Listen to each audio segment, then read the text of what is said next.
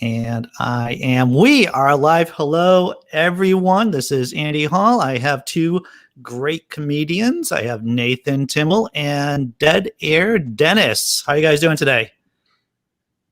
Good. I think we're waiting for the other one to say something. I understand. It takes a while. It takes a while to build up the cadence, right? Between the three of us. Both of you guys have been on the show before.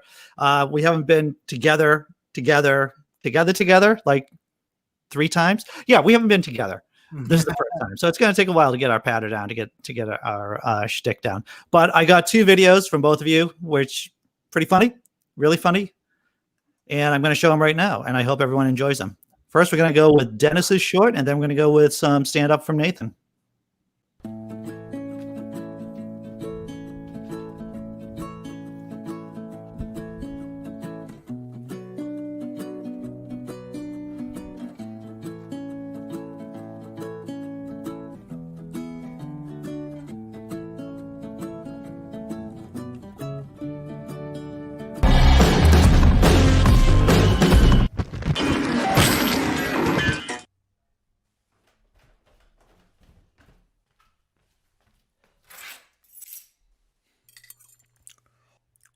What's with all the racket?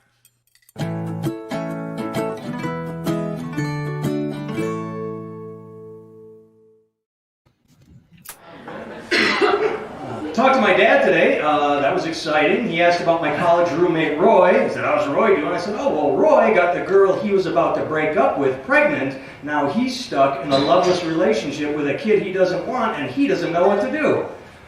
My dad shot back, yeah, maybe I should give him a call. I've been there.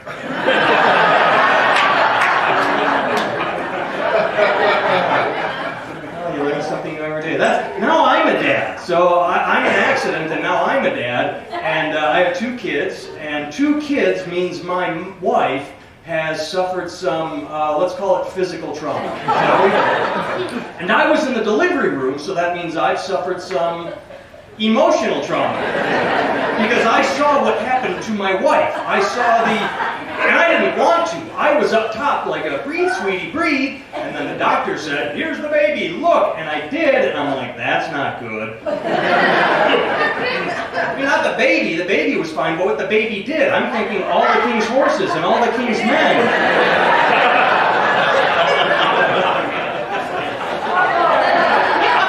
Weren't able to put my wife's hoo-ha together again. I was wrong. It snapped back into shape. You ladies are wonderfully resilient. Good on you. And that was neat for me to learn, because as a child, my favorite toy was Stretch Armstrong. And I always wanted to know what it was made out of. Who knew?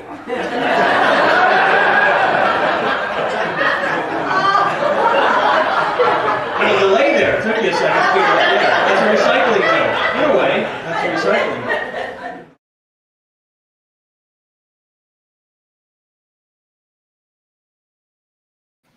2 slices of magic. That's what those were. I miss that club. One of the many clubs that has gone the way of the dodo. Is it closed forever? Before COVID, it happened. It was I loved the club, loved the owner. And even the owner toward the end started making fun of the name of the club, which was Hey Guys Comedy Club. And I remember the first time I showed up, I'm like, nothing about this suggests comedy. And he did it because it was some childhood sort of, he and his buddies like, hey guys, you know, it's something that meant, it had meaning to him. But when you put Hey Guys up on a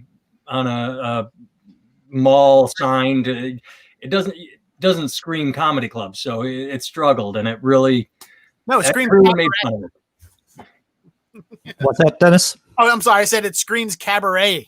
Yeah. Hey guys. Well, that's why you have places like the Comedy Store, the Comedy Cellar, the Comedy Studio. It tells you right there. Yep, no secrets kept. No. Dennis, how did you get a grappling hook? That is literally just a plant hanger that I found in my closet. And I ran the video in reverse. That video was a fun thing to do. It's been the concept of it has been on my mind for a while. Where it came from was I was doing the 48-hour film fest here in Boston, and we had the way it works is they give you a genre, an item that has to be in it, and a line of dialogue. And we were our genre was heist film. And I immediately came up with this idea of, well, what's a funny heist film? What's a funny heist is having to break into your own place because you lost your keys. So that's why I came up with it. And we didn't do it. We didn't shoot. We shot something else out. Which ended up being, good and fun times. And during this quarantine, the reason I'm making this explanation is I want to explain the music because I hate it. But the reason I use that song that's it, that cutesy little, both songs in it, was this channel I watched called Film Riot was doing a film challenge, a 1-minute film challenge for the quarantine. It's like you have to do it within your own property. You can only do it with the people you're quarantined with, and it has to be under a minute. Those were the rules. And the other rule was you have to use music from this website who's sponsoring the contest. Oh, that's the reason. So like, here's the free playlist of music you can use. Sign up for a free membership, and you can use anything from this playlist. And those are the 2 songs that I had to pick. And I was like, okay, these are there. And it's like, it fits, but it also feels so heavy-handed. Maybe I made it too loud or something. I don't know. But so that's why there's that cutesy little music in it, cutesy little guitar music in it. But yeah, it was a fun thing, and I finally did it myself on my iPhone. And that's basically it. Pretty cool. So of course I should ask both of you guys, how are you doing in this time of apocalypse with the COVID? You guys healthy? All of your friends, family? Before I answer that, I do want to bounce back to your first question to Deadair. You said, how'd you get a grappling hook? I don't know if you saw me looking down. First thing I did was, you can find that on Amazon. You just Google grappling hook. It's 2020. You can buy anything you want. Grappling hooks. They have quite an array: $43, $21, $10. I'm not sure you want a $10 grappling hook. I'm not sure how much weight it supports, but it works enough for a YouTube video. It works. It's $10 is strong enough to fake a YouTube video. Yeah, it's a movie prop grappling hook. But I thought it was an odd question. Like grappling hooks were hard to come by. Like maybe if there had been actual cocaine or heroin, you would have been, ooh, cocaine, that's gettable. But how did you do it? But grappling hook, you just log on and buy. Well, oddly enough, I feel like I could get cocaine faster than I could get a grappling hook from Amazon. So, yeah, I know where you live, Dennis. That's all depends on your neighborhood. Mailbox. Please do not check my mailbox. Right. But to answer your question, everyone's healthy here. We had a scare, I guess. I don't know if you want to call it a scare, but a friend of a friend thought they might be exposed, so someone got sick, and so my daughter played with that kid, and we went and got her tested, and we had the results. Took her in at 6:45. They emailed us at 2 a.m. that she was clear, and then the next day that kid got tested and was fine. So it was just like a seasonal sickness, but it was a slight fever, and it sucks that you get panic monkey, but you're sort of like, shit, fever, better, natural assumption would be summer fever, but now it's you have to get tested just to be certain. And everything was fine. We weren't panicked, worried, but we're like, well, we should do it. And we did, and all good. I think it's people who do funny work where we train our brains to be really fast, right? To be quick on the draw.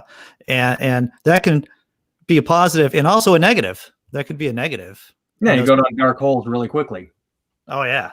Yeah. Yeah, I can't. I mean, I'm just myself. I'm 400 miles away from my family.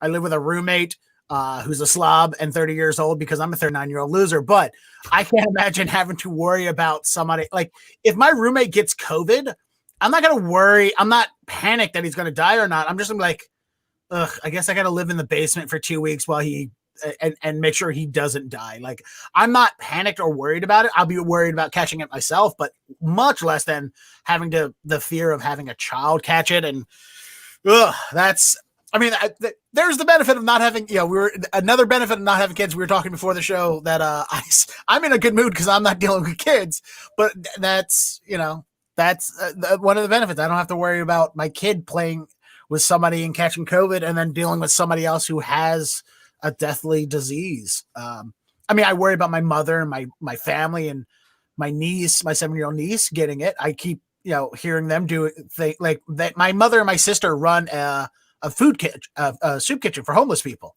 Oh, really? I did not know that. Yeah. Well, they do it through their Pentecostal church. So, and they are They won't admit it, but they definitely are the like speaks in tongues type church.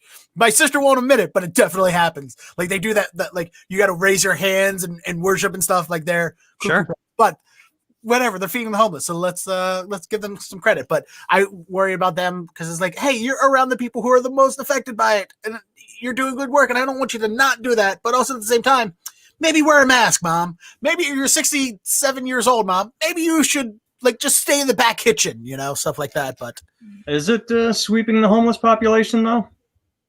I mean, I would imagine so, because I think they're less able to quarantine than others. Oh, voices. We got kids in our basement. All the kids were at the neighbor's house, so I'm going to close that door.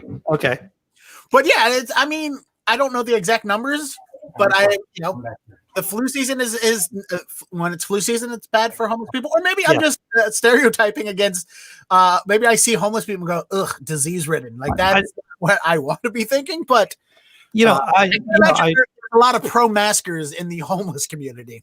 I lived in Brockton, a city south of Boston. For those of you not acquainted with the area, and it's a hard city. I lived in an area where nice suburban white people were frightened to go during the nighttime or for the daytime, and there was a pretty major homeless shelter, and there was like a park, abutting it.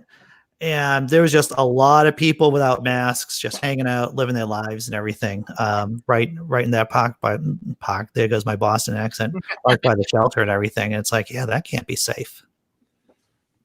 But outdoors, I mean, I don't know. What do I know? I'm not smart, so. Hey, I went to 6 years in community college and didn't graduate. I'm on the same plane, Nathan. Don't worry. Nice. Did you go to the Robin Williams Community College? That was filmed in Boston. That was based in Boston. Did you go to the Goodwill Hunting? Bunker Hill. I have been to Bunker Hill, but I'm not from this area. I'm originally from Baltimore. Oh. So yeah, I've passed by that college, that community college. It's right on the T, so you have to. Yeah. You just you live in cities that are named B, that begin with the letter B. That's how you follow your. All right, fair enough. Yeah, it's just because I like plosive so much that I got to stick to the B cities. Very good, very good. Well, at least you didn't try to go to Trump University, and I guess that's a pretty big positive right there. I couldn't afford it, so. You couldn't. You weren't of high enough status to have your money stolen. Yes, I can't afford to lose money. I'm so poor, I can't lose money. So how does the election look over at where you guys are? Well, I mean, I don't know. I can't. I'm. It's insane to me everything that like Kimmel did. I didn't watch any of the debates because I had things going on during like one of them. I had a comedy show that went on, and one audience member showed up. I don't know why, but and then last night's debate, I was hosting trivia, which went much better. But or not last night, but 2 nights ago. This is the only thing that I know from it was the fly that landed on Pence's head, which is like, come on, why are we focusing? But also, didn't Kamala Harris tweet that Biden is not going to ban fracking? Yes, that's what she said during the debate, is that he's not going to ban fracking. Yeah, but that's isn't that the worst platform to stand on top of? Like, no, we're not going to ban this thing that is destroying people's water supplies, and it is terrible to the environment, and also not financially viable and doesn't really create that many jobs. We're not going to ban that, even though he says we're going to. We're not. Yes, let's ban fracking. Stand your fucking ground, for God's sakes. Like the Trump's followers are so like, oh, they're going to bring in Marxism and all this stuff. It's like, you know what? They're not even close. Socialism. It's like, you know what? Just fucking take a left turn, Democrats, and just make them everything they think that you're going to do then, because damned if you don't at this point. Like it's so like the left has to do so much fighting against negatives or trying to prove negatives so much that, they're being accused of doing so many things that they're not doing. And all they're doing is spending their time saying, no, this is not us. Then just say, fuck it. Let's do it. All right, fine. We're now socialist Marxist society. We're going to lean super hard left, and we're going to put all white racists in jail. Like, stand on that platform and for fuck's sake. I don't know. That's just my off the top head thought, because it's still maddening listening to all these like, remember when politics was like, hey, my opponent is just a bad guy and he doesn't care about you. Now it's like Joe Biden is a child molester. It's like, where is this coming from? Why? Like, well, that's what I thought when I was watching the debate, was that Pence, obviously it wasn't as crazy as the presidential debate, but Pence, at least, it made me remember back in the day when Republicans were not made in the mold of Trump, when they at least made attempts to make valid points. And sure, they evaded issues or avoided questions, but at least Pence was a little bit more put together than Trump was. I really like what I'm seeing out of Biden right now, because and this is me giving myself a Anthony Michael Hall shoulder chuck from the Breakfast Club. I said a long time ago, probably right about the time he picked Kamala to be his VP, I said, this is perfect. He should send her into the cities to go for the youth vote and the diverse vote and all that. And he should go win rural white voters that Hillary ignored. And over the past 2-3 weeks, I haven't seen that out of Kamala, but I've seen a handful of articles that says Biden is going out and reaching out to the suburbs and beyond, like Iowa farmers and Wisconsin farmers, and saying, look, you know me. I've been around forever. It'll be fine. Just be comfortable with me. And it seems to be working.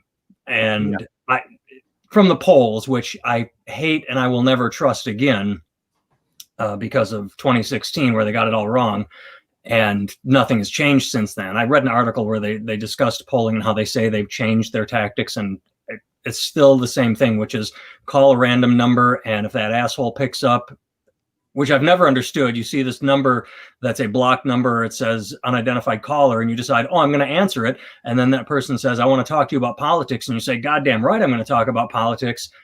Those are the people that are giving you your poll numbers. And that's just absurd that that's who we're listening to, are people that answer their goddamn phone. Nobody should ever answer their goddamn phone. I don't answer it when my mom calls, much less an unknown caller. But I like the idea of Biden being a comforting, just settled soul. And I think that tactic seems to be working, which is just don't worry about all the AOCs and the radical. Just, me, I'm an old guy. We're going to get through this. And that I think will help him peel off enough of the vote that went for Trump and enough of the independents and or those who sat out 2016 to put him over the top. What happens after he wins, nobody knows. But I think he's got a decent shot at it. I'm not calling it for him. I'm not confident, but I think he's got a decent shot. How do things look in Iowa, where you are, Nathan? We're a toss-up state. It's we went blue twice for Obama and then went for Trump. And right now it's mixed. I mean, you have to remember that Steve King kept getting reelected forever, despite being a known asshole forever. So we've got a western half of the state. It's like anywhere. We have these little blue, isolated, progressive, went to college, independent, forward-thinking pockets.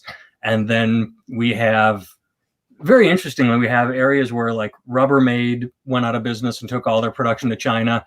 And so instead of looking at that as being a business decision, like, oh, we're just less profitable than China, it's a political thing, and it must have been the Democrats. It makes zero sense. But a lot of these people don't really see much beyond a couple 2 inches in front of their face, what they've always believed, what they've been told to believe since the childhood.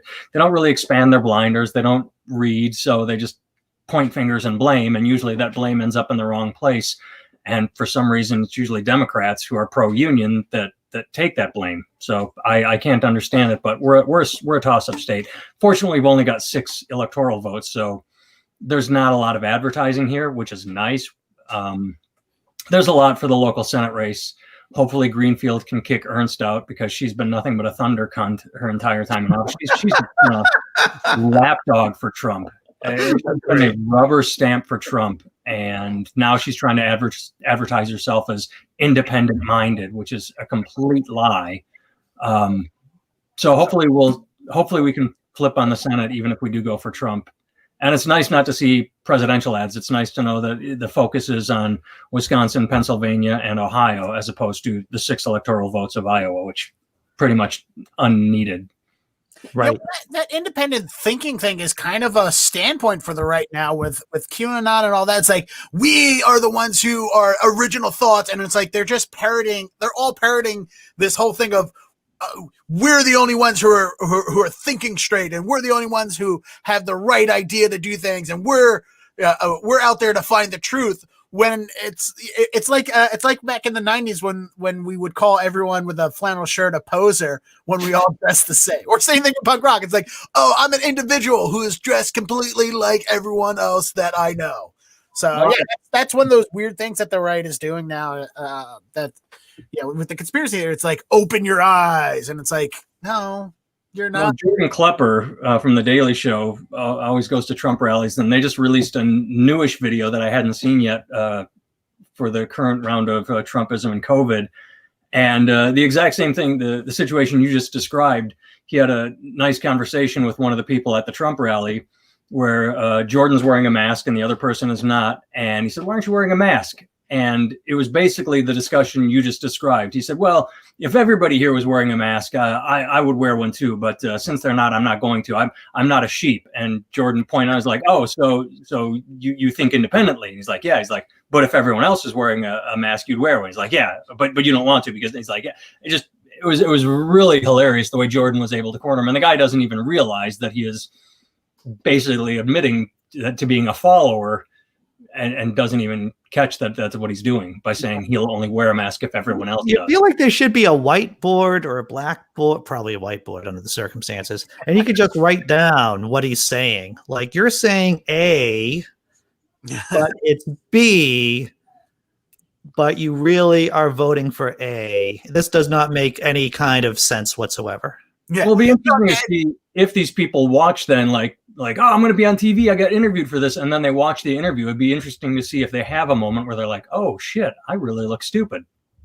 Well, that's what I fear is not fear, but like when you see like the memes or cartoons that people make where they're like, all lives matter. And they're like, well, if you just understand, and like they talk to them and then they make it was like, well, I never thought about it that way. That doesn't happen in real life. Nobody ever goes back on their opinion. Nobody goes, hey, you know what? Like, if you trap someone in a corner, they're just going to keep fighting out of the corner. They're not just going to submit and go, hey, no, you're right. And that's the problem is, so some people just double down. Yeah. Some people just shut down, but nobody, like, you know, the guy in the Daily Show here, if he was self-aware enough, he would not have been trapped that easily. And being self-aware is incredibly important when it comes to things like, oh, I don't know, siding on the same opinion, siding on the same side of opinions as KKK members. Like, if you're like, hey, wait a second, like, I will admit, at the beginning of all of this pandemic, I was never a hoaxer or anti-masker. I was definitely like, well, I mean, if this virus is airborne, these bandanas aren't going to save us. So what's the point? But then we found out that it's not airborne and that it's all droplets. And I was like, yeah, they protect you from people spitting in your face, but I mean, okay. And when I started realizing that some of the things that I'm like, I'm kind of on the same side as Trump, I'm like, well, I guess I must have been wrong. If I'm on the same side as these a-holes, I'm wrong, and I'll back off a little bit, because I also don't, I went to 6 years of community college, but I don't have a medical degree, so it's not like I know better than what scientists. And I wasn't arguing with them, but I was just always, are we overreacting a little bit to some of the things? And it is a dangerous virus that's going around, and it's very that we stay safe and healthy of it. But then I also don't understand, like, one of the things a lot of people said was, like, every time you go out of your house, treat everything like you're touching raw chicken. I'm like, that sounds like an overreaction. When the science says there has been zero, CDC has said there's been 0 cases of contracting coronavirus through contact of objects. So why are we treating, and that's just, but again, I'd rather be wrong in that situation than have to be on the same side of the people that I don't agree with when it comes to politically, economically, and more important, socially. So I'm willing to go, all right, I'm wrong there. I always try to think of, or try to keep 2 things in my mind. One of them is that when I'm hearing something or when someone's talking to me, I'm always kind of like reflecting, and like what Nathan was saying, I was doing just a little while ago, trying to think critically, like, does this make sense? What I'm hearing about, maybe in the previous case about homeless people without homes, and having higher rates of COVID, does this make sense? How do I know that this is real? And then the second thought I try to have is that, am I right? Are the thoughts I'm having about whatever I'm talking about right now, and it's complicated. It's a complicated thing. So, asking yourself, am I right? That means, well, if I'm not, that means I'm going to have to change my opinion, and I may not really be happy about that. Yeah. I think I wrote about this a little while ago. I already forgot because once it's yesterday, it's out of my head. I have no retention. It's familiar to me because I'm pretty sure I did have this. Andrew, you might like this. You probably would. It's a book called The Unlikely Disciple. Okay. This sounds interesting. It's a guy's name is Kevin Roose. I might be pronouncing it wrong. Roose. Mm-hmm. He was a kid in college, and he decided he wanted to go to Liberty University, and just to investigate. He wanted to go undercover, but he didn't want to do it in a dick way, like, I'm going to go expose. And he was genuinely curious. He had a curiosity that he wanted to feed. And so he set a series of rules for himself. I'm not going to lie about Christianity. I'm just going to go and present myself and see if I'm accepted without really giving too much either way. So he spent a year at Liberty. And while he was there, and this goes to what Deadair was saying, that's why this is in my head, the realization or come to Jesus or changing opinions. While he was there, a group of atheists, debate was set up between a group of atheists and the professors at Liberty, the biblical scholars. And the students were all excited, and all his peers and everybody was with it. Oh, here we go. We're going to trash these atheists. And then they had the debate, and naturally the atheists won hands down. It wasn't even a contest. And Kevin describes the mood immediately following the debate. Everyone was crestfallen. They couldn't believe that these atheists knew the Bible better than their professors and were able to pick it apart, expose hypocrisies, point out untruths, and everyone was just defeated.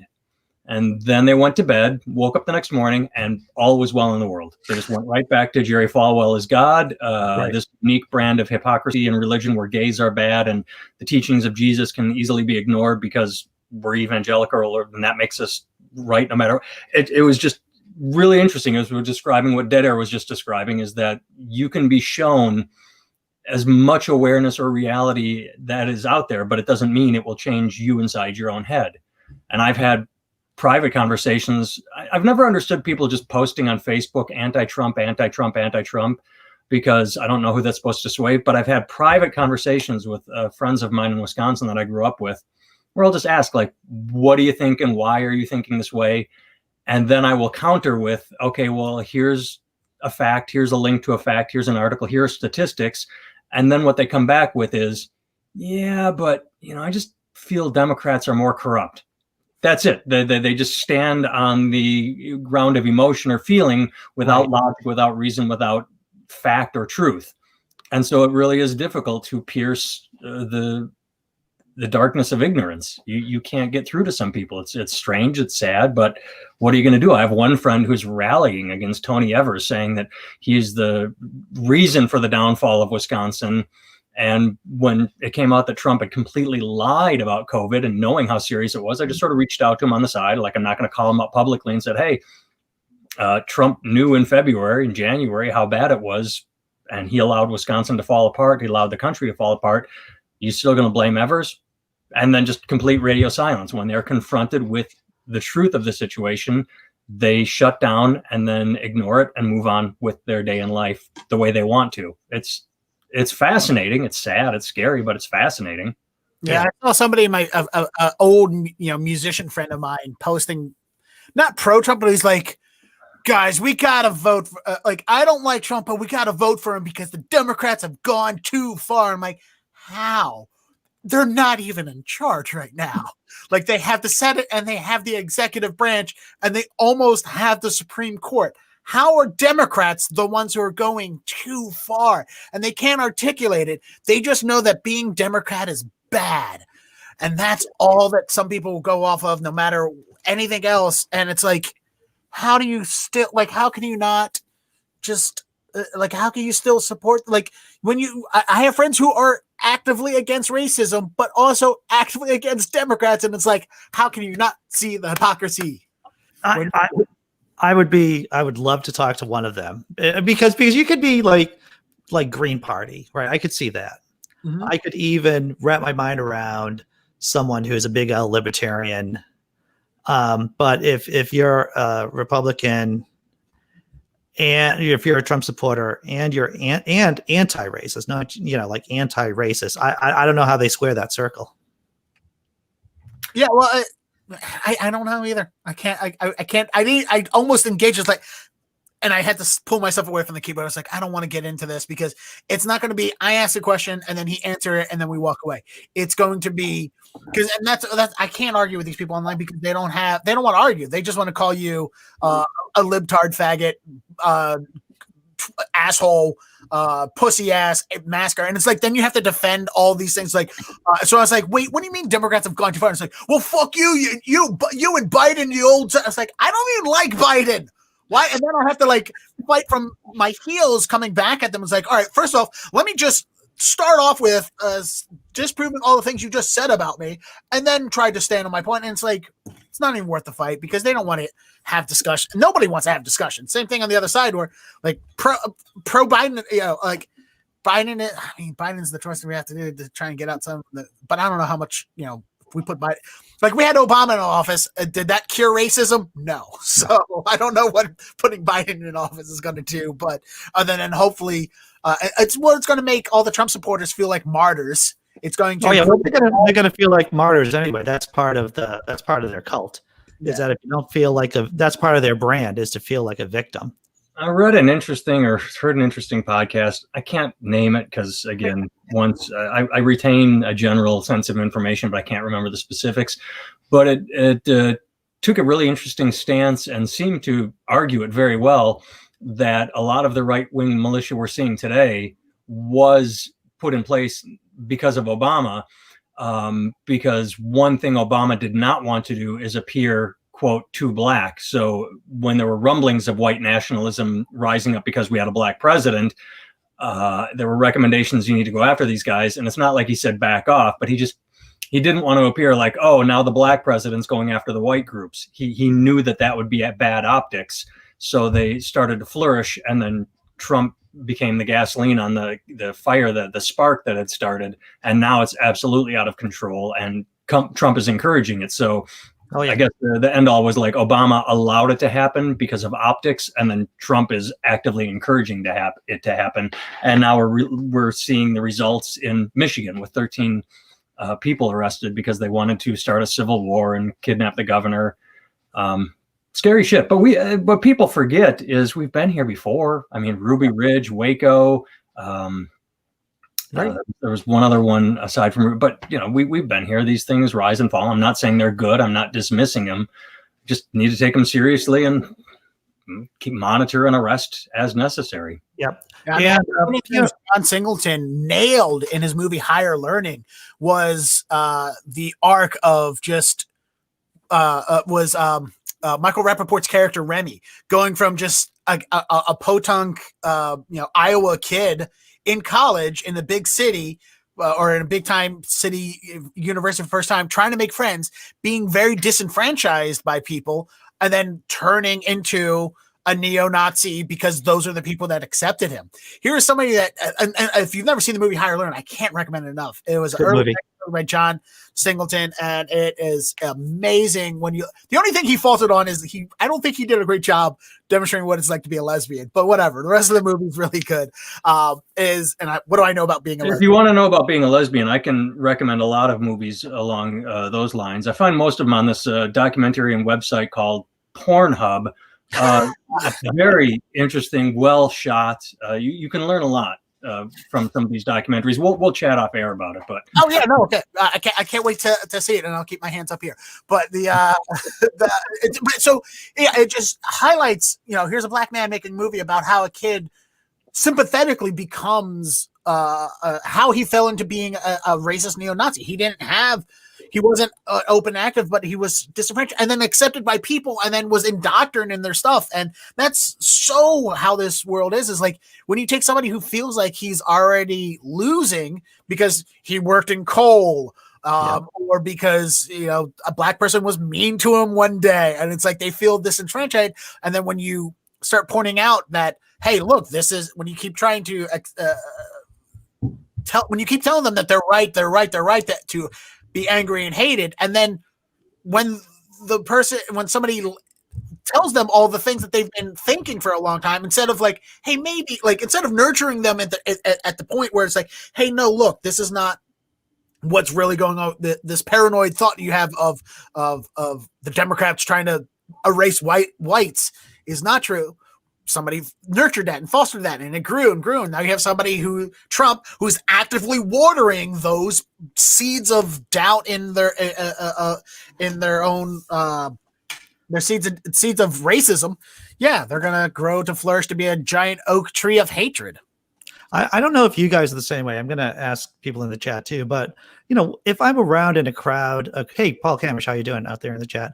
If I'm around a group of people and they're all thinking the same way, I automatically start smelling bullshit. Whether or not it's bullshit or not, I just think like, is this right? Even if they're like telling me it's the sun is the center of the solar system. But if I have like 20 people or 10 people around me talking about that, I'm going, I don't know. My first instinct. That's my first instinct. Nathan? I think I'm somewhat the same way. It's not.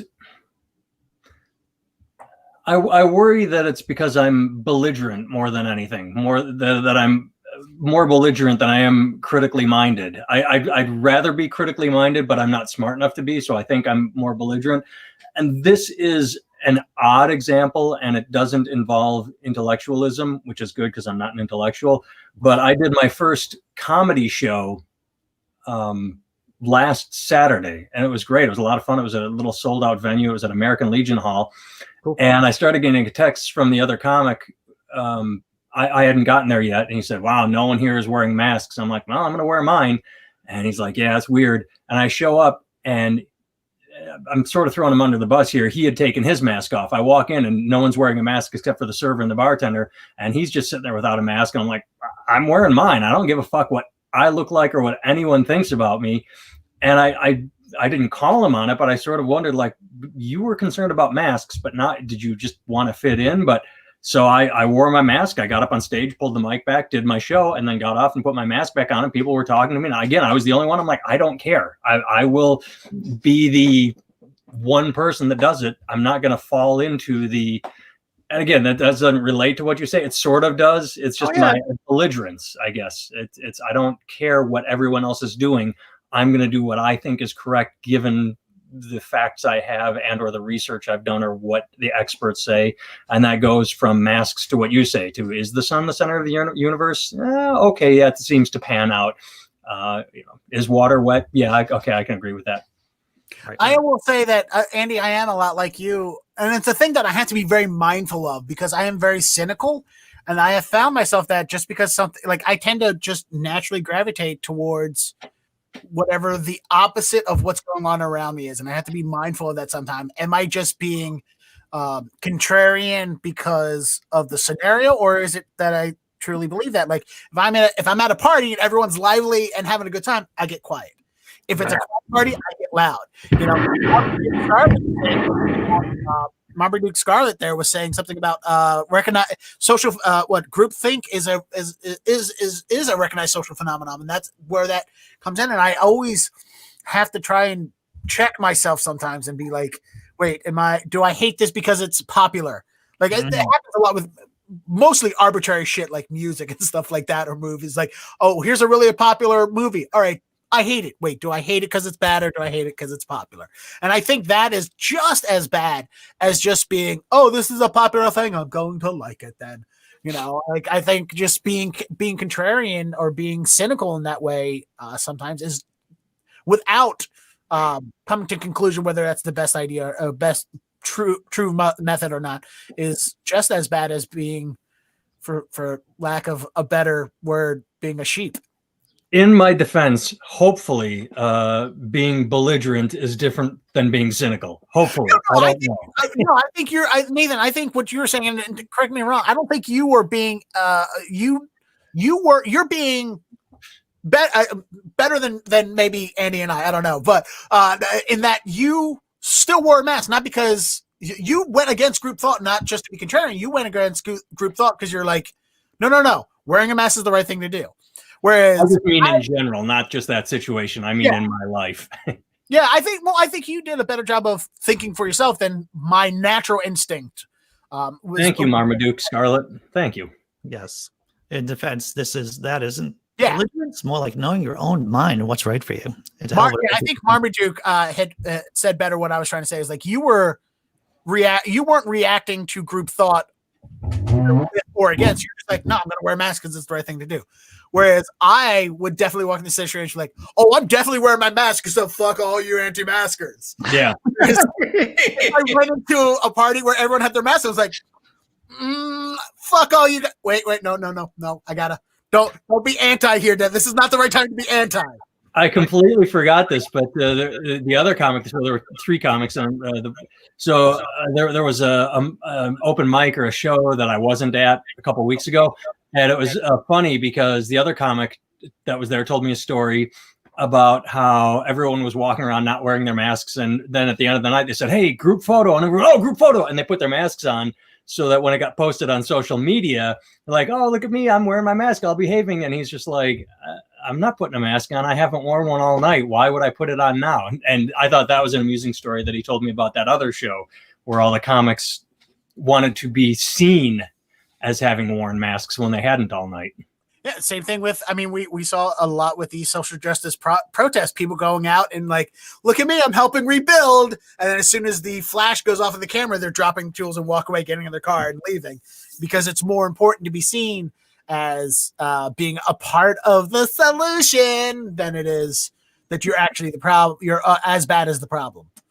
I'm trying not to be the problem, and in my best moments, I try to be part of the solution. I try to ignore it all. Wise. I try to just stay in my basement and let the world go on around me. Yeah.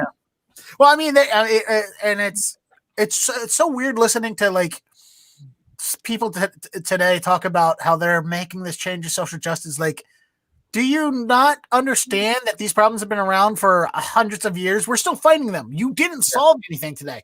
Not to say that you shouldn't be fighting for social justice or equality or, to say, hey, let's have the cops stop killing unarmed people. You shouldn't be fighting them. But the thing that because your generation is the one who's figured out, it's like the Million Man March was what, 30 years ago, right, Andy? Long time ago. Yeah. You didn't just figure out that black people are having a hard time now because you grew up in a white suburb and you're a privileged kid. Right? It's been going for a long time. Just because your eyes are open up and you're awoke to it doesn't mean that you've found the solution to it. It's like, no, we still have to do this. We still have to keep going on it. Just because you are part of a movement doesn't mean that you've successfully fixed things and that you're better than the people who were fighting for it 30 years ago, 40 years ago, 70 years ago. I was reading an interesting article by actually the co-founder of the Satanic Temple, Lucian Greaves. And Lucian pointed out that if you're going to do large protests, make sure that you have specific goals you want to reach. So you can protest for justice, for an example, a very broad term, ambiguous. What does that mean? Number 1, have a large protest. Hey, we're all here. We succeeded at our first goal. That is very important. And then, so what are we here for? What specific goals do we want? Like, for an example, getting rid of chokeholds. Reasonable. Citizen oversight of the police being audited by an independent commission. These are all reasonable goals.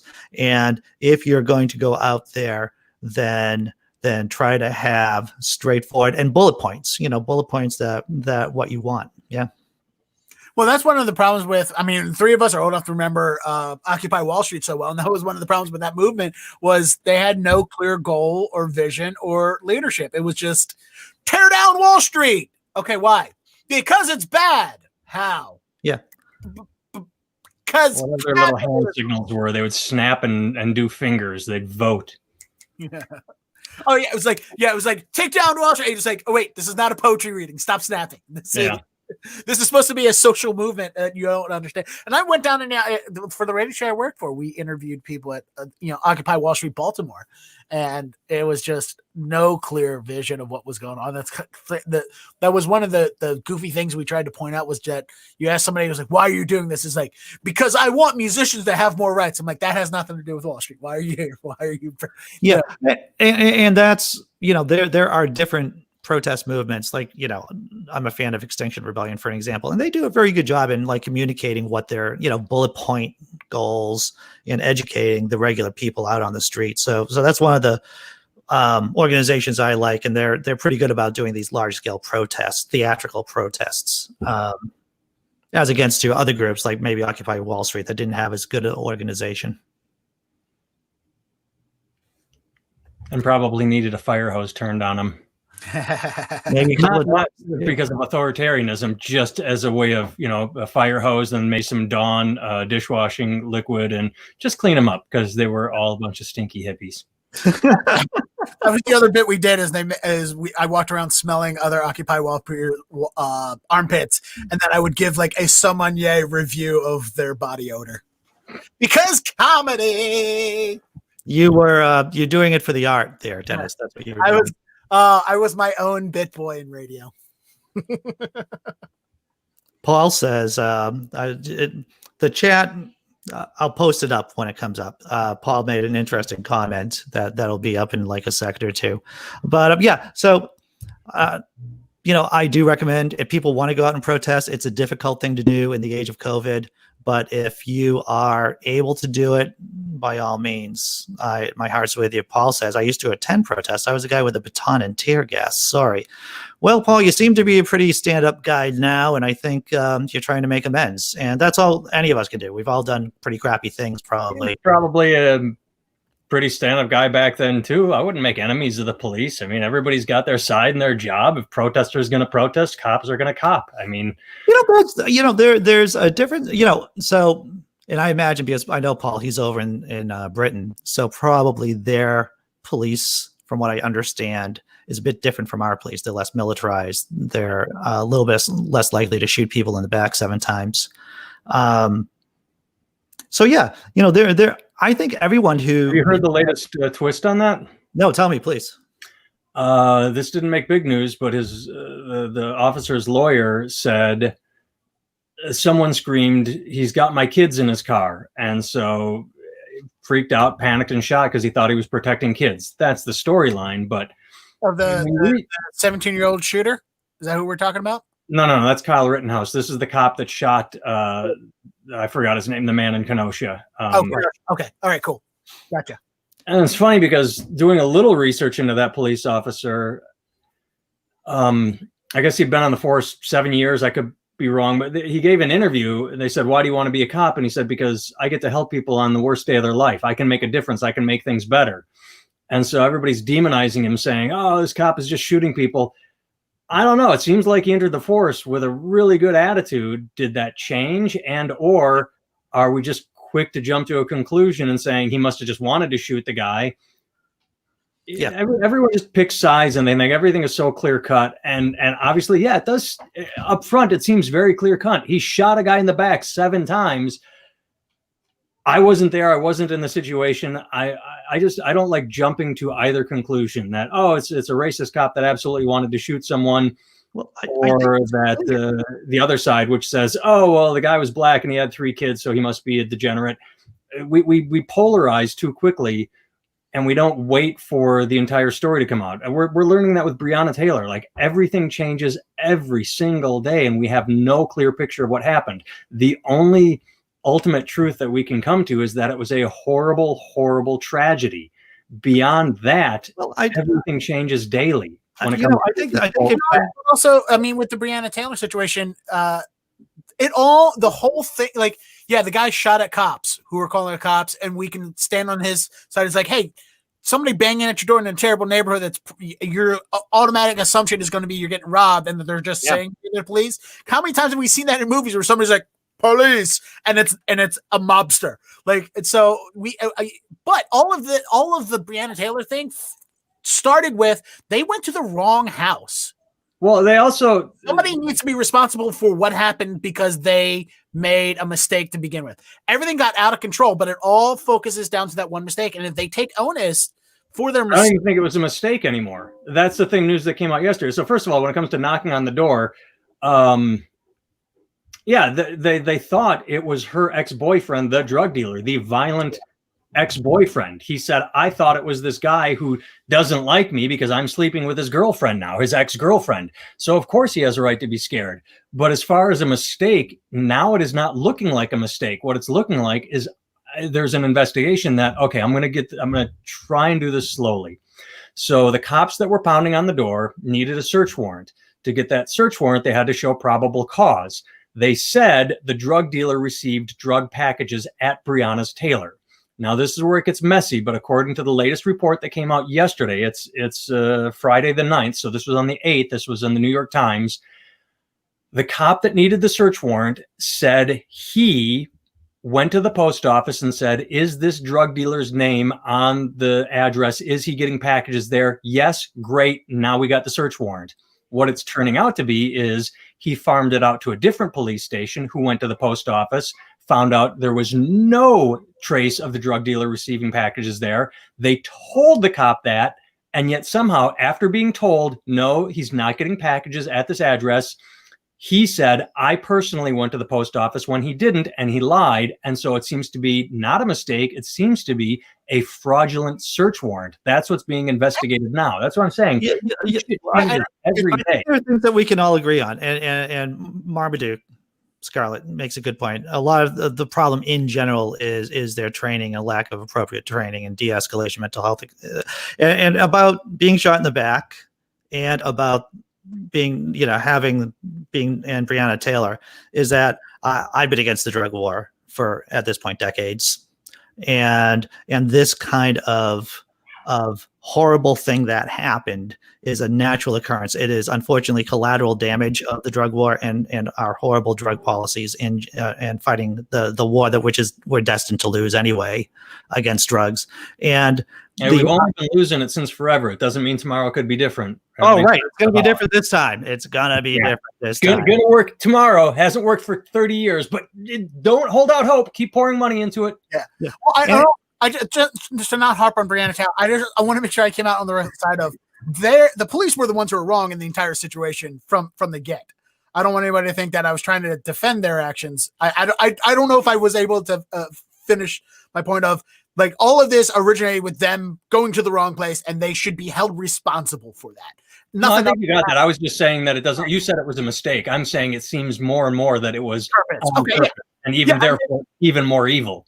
Yeah. Oh no. Okay. Yeah. You're hammering that fact. Okay. Cool. Gotcha. Just I kind of got worried when we were. I thought I was being told, like, no. There was no mistake. And you're right. It probably was on purpose. And yes. A search warrant. At least that's what the news yesterday said. Is that the search warrant is probably coming. So that's why I just it all gets worked out. We want justice now, and nothing ever happens now. It'd be nice if justice happened immediately, but life is unfair, life is long, and we have to wait. I would have to tell you, I would have to say that from what I have seen, and once again, we've talked about this before, Nathan, as I've gotten older, I've gotten more radical. And the idea is that you have to say things that you want it now, knowing that it will take 5 or 10 years, maybe, or 6 to 12 months to do it. But and that's the thing, is that there has to be this urgency and passion to get people to change their opinions and change their actions. Paul Kamish, which I didn't know about Paul.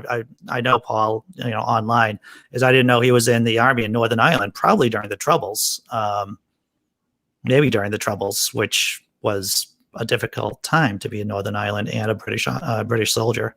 Tough stuff. But and an Irish citizen. I mean, I thank you for your service, Paul, but I'm not Irish, so it doesn't. But yeah, and it's like one of the things I always like. All right, I'm mouthy and I have anger issues, and so lots of times in my life at jobs, I've gotten in trouble for saying horrible things to my coworkers, and they were like, "Dennis, why did you just insulting them or just being mean?" which is not a thing I'm proud of. But one of the things I would always go back to is like, well, if so-and-so had not done, like, it's weird, like you get in an argument with somebody and then they go to complain. And because they're the ones who complained, I get in trouble. But it's like, all right, well, if he hadn't done what he did, I wouldn't have said what I said. So go back to him. Like, yeah. And that's the same thing with this, with other, so many things. It's like, what was the root cause for all of the things that happened? Why did things escalate so bad? Go back to the root problem, and then. Well, the root problem is that the police, is expected to regulate itself, and the Catholic Church can't regulate itself. Wall Street can't regulate itself. The police can't regulate themselves. It's a radical idea here in the States that we need some kind of supervisory citizen group to make sure everyone's behaving nicely. Yeah. Well, there needs to be. Yeah, you can't self-police. Self-policing works as well for the police as it does me keeping my hand out of the cookie jar. Like, oh yeah, I like cooking. I don't know. Before we started, Deadair was downing donut after donut that he had just purchased. So yeah, you definitely don't keep your hand out of the cookie jar. Exactly. Very unhappy, sir. It's the sprinkles, really. It's the sprinkles that get me. So what do you guys have coming up? We're heading towards the end of our hour together. Do you guys have any projects, any shows, anything going on? The one last week sort of came out of nowhere, so I was pretty happy to get that. It'd be nice if more accidental pop-up, fuck it, we need to do something gigs happened. I see some clubs are opening slowly. I started sending my avails to them. Hopefully some will bite. Yeah, I don't really have anything. So anybody interested in anything I've said can go look me up on Amazon or Spotify or Apple Music. I've got comedy CDs. I've got books. So my name's there at the bottom. You can, if you're interested in more of me, I'm out there. I also placed Nathan's as well as Dennis's sites in the comments and also in the chat, so you can find their sites right there. How about you, Dennis? Next Friday, I'm going to be performing virtually. I don't know why I say, I'm a big fan of Zoom comedy. I think it's a fine thing. But yeah, I'm doing the Palm Springs International Comedy Festival next Friday night, 5:30 Pacific time, 8:30 Eastern, or whatever time zone you are in the middle or around that. For tickets, you can go to my website, deadairdennis.com. There's a link there. Or you can go to psicf.org. Palm Springs International Comedy Festival.org. There's a lot of really good headliners in it. So even if you don't see me on the 16th, a lot of really good shows like Bianca Del Rio, who was on RuPaul's Drag Race. RuPaul's Rag Race? Yeah, RuPaul's Drag Race. Drew Brees, a hilarious comedian, Judy Tenuta, and a bunch of others, a ton of others. Apparently, I think I'm also I think my show is also a contest show, so there's audience vote. I don't care about the contest. I just like telling jokes and making people laugh. So if you want to watch a comedy show on Zoom, next Friday, October 16th, the Palm Springs International Comedy Fest. Oh, hey, pretty cool. Yeah. I am going to be doing a political talk podcast. I'm a guest on actually, Justin P. Drew, Dennis. He's going to be streaming political discussion on his Twitch channel. It's Shushy Lives, SHUSHY Lives. I'll post it on my Facebook page, on my Twitter account, and all that other happy places. So I'll be doing that tomorrow night at 7 p.m. I believe we have another liberal and a conservative guy on, so it should be pretty interesting. Move my camera back to where it started. I've been moving the camera slowly over the course of our discussion. I don't know if you noticed, every time the sun, that would move my camera a little bit. I didn't realize the sun was going to pour in so brightly. Wow, you're like super white. That's all right. Well, hey, everyone. That's is good for your complexion. That sunlight's good for your complexion. There you go. Now you have the hero shot. Yes, you're like healing everyone. Hero. That's it. All right. Well, hey, thanks. Dennis and Nathan, it's always great talking with you guys. Thank you for having me, as always. Thanks for having me. It was good meeting you, Nathan. It was a good talk. I like your opinion on things. I consider it more fact. Hey, everyone in the chat, thanks a lot for showing up and contributing. This has been great. Thanks a lot, guys. Awesome. Take care, everybody. And now I'm hitting the end broadcast.